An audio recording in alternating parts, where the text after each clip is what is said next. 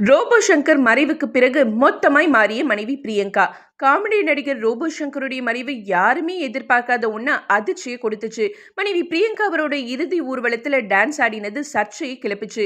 இனிமே அந்த குடும்பத்தை சுமக்க வேண்டிய மொத்த பொறுப்பையும் ஏத்துக்கிட்ட மகள் இந்திரஜாவுக்கு கமல்ஹாசன் தன்னோட படத்துல வாய்ப்பு கொடுக்க போறதாகவும் தகவல்கள் வெளியாச்சு.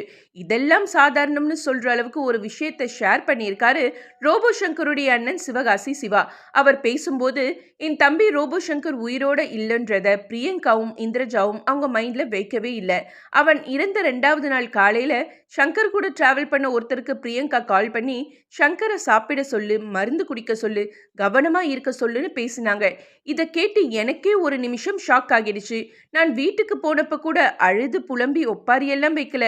பிராக்டிக்கலா என்ன நடக்குமோ அதுக்கு ஏத்த மாதிரி பிரியங்கா தன்னை ரெடி பண்ணி வாழ்ந்துட்டு இருக்காங்க. உள்ளுணர்வுல அவன் இல்லைன்னு தெரிஞ்சிடுச்சு. இயற்கை கூட ஒத்து போற மாதிரி வாழ்ந்துட்டு இருக்காங்கன்னு பேசியிருக்காரு சிவகாசி சிவா.